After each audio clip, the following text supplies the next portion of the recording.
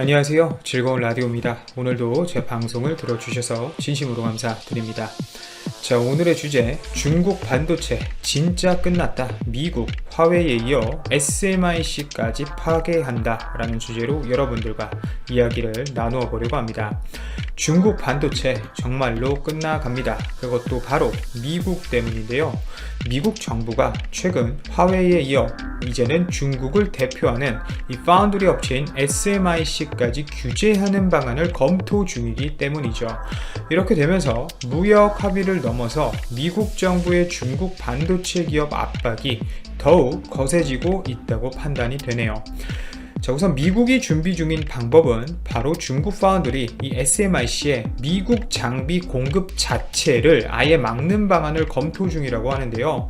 우선 로이터에 따르면 미국 국방부 관계자가 중국 최고의 칩 제조 업체 SMIC를 무역 블랙리스트에 추가할지 여부를 고려하고 있다고 보도했고, 국방부가 다른 기관과 협력을 해서 이 SMIC를 규제할지 논의 중이라면서 미국 업체가 SMIC로 제품을 보내기 전에 미국 정부의 라이센스를 받도록 하겠다고 정부 관계자의 발언이 나와버린 것이죠. 실제 미국 상무부는 화웨이, ZTE 등 이 275개 중국 기업을 블랙리스트에 올리고 미국 기술과 장비 등의 수출을 사실상 금지하고 있는데, 중국 입장에서는 정말 최악의 상황이 와버린 것입니다. 이제 미 국방부마저 나서서 SMIC까지 블랙리스트에 올려달라고 하고 있기 때문이죠. 자, 미국 정부는 SMIC 규제를 검토하는 이유를 밝히지는 않았지만 미국 국방부가 직접 나선 것을 우리가 봤을 때 화웨이처럼 SMIC에 대해서도 중국 인민해방군을 돕는다는 의혹을 제기할 것으로 보입니다. 우선 왜냐하면 화웨이가 중국 인민해방군을 돕는다는 이유를 받고 있는데, 최근 TSMC와 거래가 끊긴 화웨이가 SMIC의 물량을 밀어줄 것이라는 많은 관측이 나오고 있었기 때문이죠. SMIC가 차지하고 있는 이 파운드리 마켓쉐어 포인트는 꽤 높습니다. 올해 3분기 시장 점유율 전망치 기준 세계 1위는 대만 TSMC 약 53.9%이고 2위는 우리나라 삼성전자 파운드리죠. 17.4%, 3위는 미국 글로벌 파운드리, 그리고 SMIC는 4.5%의 점유율로 세계 5위를 달리고 있는 파운드리 업체입니다. 실제 이 미국 국방부가 SMIC 규제를 검토 중인 속내를 한번 까놓고 제가 여러분들과 얘기해보자면 중국 반도체 사업을 완전히 폭삭 주저앉히기 위해서입니다. 퀄컴, 엔비디아, 하이실리콘 같은 팹리스가 아무리 설계를 잘 해도 파운드리의 기술력이 뒷받침되지 않으면 생산이 불가능해지는데요. 지난 5월 미국 정부가 미국 화웨이의 반도체 칩 생산을 봉쇄하기 위해 하이실리콘의 주문을 받아 반도체를 생산했던 대만 TSMC를 타깃으로 삼은 것도 같은 이유라고 보시면 됩니다. 화웨이와 대만 TSMC와의 거래가 막히자 중국 정부는 자국 파운드리 업체인 이 SMIC를 적극 육성 중인데요. 10년 법인세까지 면제해주면서 말이죠. 실제 중국은 창립 이후 15년이 지난 반도체 제조기업이 28나노 이하의 미세 공정을 도입하면 최대 10년간 법인세를 면제해주기로 했는데, 아시겠지만 SMIC의 주력은 14나노 공정이라서 SMIC 맞춤형 지원이라고 보시면 될 것 같습니다. 현재 SMIC는 TSMC, 삼성전자 파운드리 사업부처럼 이 7나노 이하 초미세 공정을 도입하기 위해 애쓰고 있는데요.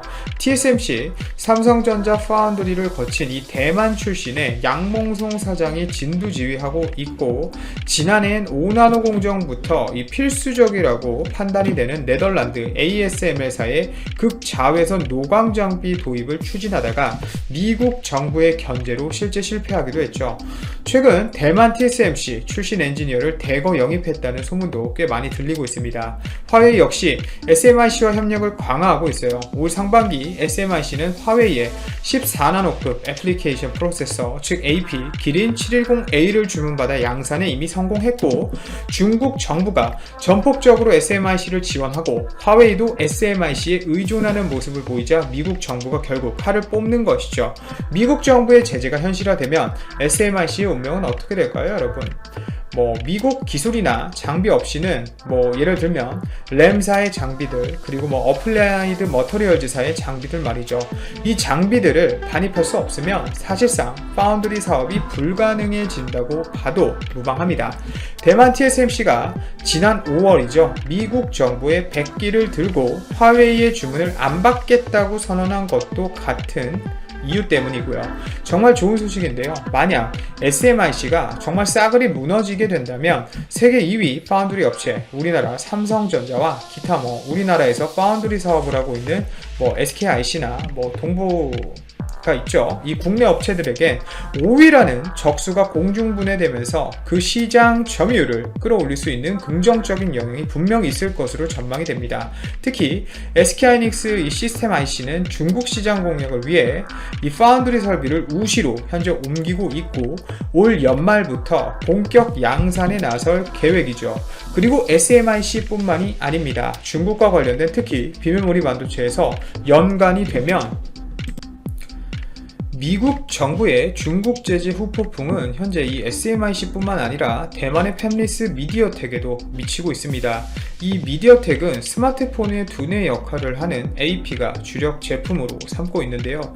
일전에도 말씀드렸지만 이 미디어텍의 디멘시티 시리즈가 핵심 모델이고 퀄컴에 이어 세계 2위 AP 업체지만 이 프리미엄 제품보단 최근 불티나게 팔리고 있는 이 중저가 제품의 강점이 있다는 평가를 아주 강력하게 받고 있는 회사입니다. 그런데 팹리스 업체 최강자 키위 다음 순위인 이렇게 잘 나가던 미디어텍에 위기가 닥친 것은 지난달 미국 정부가 화웨이 2차 제재를 발표하면서부터 시작이 됩니다. 미국 정부가 미국 기술이나 장비로 만드는 제품을 화웨이에 공급하려면 상무부의 허가를 받아야 한다라고 발표해버린 것이죠. 지난 5월엔 화웨이의 설계대로 반도체를 생산하는 업체, 즉 TSMC만 타깃이었지만 규제 대상이 거의 모든 반도체 업체로 확대돼 버린 것입니다. 그리고 지난달 제재는 사실상 미디어텍을 그냥 대놓고 겨냥한 것이라고 봐도 무방하죠. 화웨이는 TSMC를 통해 자체 통신칩 기린 제조가 막히자 미디어텍의 통신칩 디멘시티를 받아 스마트폰을 만들려고 했었는데 화웨이가 미디어텍에 넣은 주문 물량만 약 3천만 세트라는 얘기가 나오고 있어요. 엄청난 물량이죠. 이 상황에서 미국 정부가 9월 15일부터 화웨이에 수출하려면 허가를 받아야 한다라고 딱 발표하자 미디어텍이 그냥 세대버린 것이죠. 미디어텍이 화웨이에 통신칩을 공급하지 못하게 되면 아마도 적지 않은 손실이 예상이 되고 미디어텍이 재고 처리에 아주 골머리를 싸게 될 것이란 예상이 됩니다. 결국 미디어텍도 올해와 내년에 재고 처리 때문에 문제가 커질 것으로 예상이 되고 중국 SMIC조차 파운드리 사업에 난항을 겪을 것이라고 예상이 되기 때문에 어떻게 보면 미국의 제재로 인해 우리나라의 반도체 업체들이 더욱더 큰 수혜를 받게 될 것이란 예상이 점점 더 커지고 있습니다.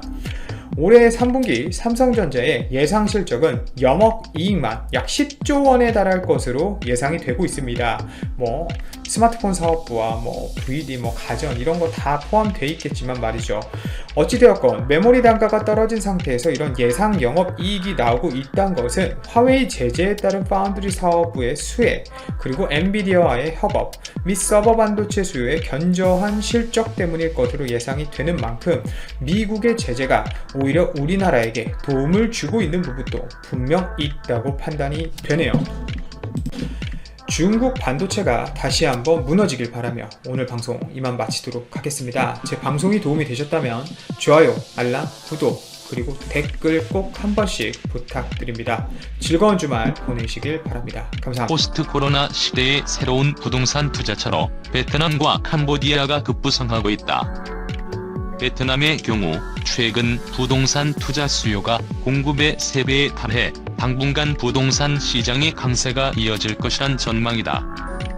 한국경제TV가 주최한 2020 부동산 엑스포에서 김현수 K-미너비즈 센터 수석전문위원은 포스트 코로나 새로운 기회 베트남, 캄보디아 부동산 투자 전략이란 주제로 강연에 나섰다. 김 위원은 포스트 코로나 시대 부동산 투자 전략을 미리 준비해야 한다며 베트남은 우리나라의 1980년 후반처럼 5년 이내 부동산 가격이 폭등하는 빅뱅이 다가올 것으로 전망된다고 밝혔다. 그가 주목한 것은 급부상하고 있는 베트남 MA 시장이다. 2020년 5월까지 MA가 3,210건에 달했는데 이는 전년 대비 33% 증가한 것으로 특히 부동산과 여행업이 주목받고 있다. 한국 기업으로는 SK그룹이 톱랭킹에 자리하고 있고 한화 등이 눈에 띈다. 또 베트남 정부가 최근 108개 국영기업의 민영화, 지분 매각에 나서고 있는 만큼 투자 호재가 풍부하다는 설명이다. 외국인 여행객들의 발길이 끊기자 호치민시의 명소로 자리잡은 벤탄 시장의 상점들 절반 이상이 문을 닫았다. 호치민을 방문하는 외국인 여행객들이 한 번씩은 꼭 들린다는 벤탄 시장이 코로나 여파로 개점 위협 상태에 빠지자 상인들은 정부가 지원 정책을 마련해주길 요구하고 나섰다. 11일 베트남 현지 매체 징에 따르면 전국적으로 시행했던 사회적 격리 조치가 끝난 지 한 달 이상이 지났지만 벤탄 시장의 상권이 좀처럼 회복될 기미가 보이지 않고 있다. 현재 시장 내 상점의 50% 이상은 문을 열지 않았으며 심지어 일부 가게들은 영업점을 폐쇄하고 양도 대기 중인 상황이다. 소상인들 대부분이 해외 관광객을 대상으로 기념품, 수공예품 또는 패션 아이템, 액세서리를 판매하는데 코로나로 국경 간 이동이 어려워지면서 시장을 찾는 발길이 뚝 끊겼기 때문이다. 호치민시 관광청 통계에 따르면 5월에는 호치민시를 방문한 새로운 국제 방문객이 없었다. 올해 첫 5개월 동안 호치민시를 방문한 총해외 여행자는 130만 명 이상인데 이는 작년 동기 대비 63.17% 감소한 수치다. 올해 호치민시가 수립한 해외 여행객 방문 계획의 14.49%에 불과했다. 징에 따르면 그나마 시장에서 영업을 유지하고 있는 상점의 경우에도 현재 벌어들이는 수입으로는 임대료를 내기에도 턱없이 모자란 상태다. 소상인들은 코로나로 인해 영업이 어려워지자 이 기간 동안 세금을 감면해주기를 요청했지만 정부 당국은 아직 답을 주지 않았다. 그러나 징의 설문조사에 따르면 벤탄 시장의 상점 임대료이나 움직임은 아직 보이지 않고 있다. 사람들이 많이 다니는 중심 지역에 있는 약 3제곱미터 크기의 가게는 월 임대료가 최대 3천만 동, 1.5에서 2.5제곱미터 규모의 키오스크는 월 1,000만에서 2천만 동 수준의 임대료를 내고 있다. 양도를 위해 내놓은 상점들은 위치와 판매 제품에 따라 다르지만 약 8억에서 10억 동 범위 내에서 금액이 형성되어 있는데 이러한 금액은 한참 영업이 잘 됐을 때인 지난 2019년 9월 책정된 수준과 동일하다. 코로나 이후 베트남 항공사들이 전례 없는 할인 경쟁을 시작했다. 6월 들어 노선이 회복되자 항공사 간 항공권 가격에 대한 할인 경쟁을 벌이고 있다. 항공사별 항공권 가격에 대한 차이는 더 이상 100만 동 단위로 벌어지지 않고 단지 수만 동에서 1,000동 등으로 줄어들었다. 현재 6월 하노이와 호치민시 왕복 티켓은 세금 및 수수료를 포함해 평균 105만에서 130만 동으로 판매된다. 그러나 항공사의 프로모션을 잘 활용하면 항공권 가격은 0에서 9만 9천 동으로 떨어진다. 신원 미상인 여성은 월요일 베트남 항공 VN 1379로 중부 후에시에서 탄선역공항으로 가족과 함께 도착했다. 그녀는 비행기 계단에서 내리다가 넘어져서 머리를 부딪히고 머리에 부상을 입어 피를 흘렸다.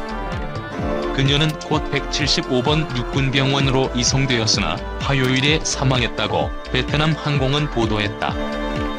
사건 당시 계단은 비가 오지 않아 미끄럽지 않았다. 베트남 항공사는 이번 사건에 깊은 유감을 표시하며 사고 원인을 파악하고 승객의 권리를 보장하기 위한 절차를 위해 당국과 협력하고 있다고 말했다.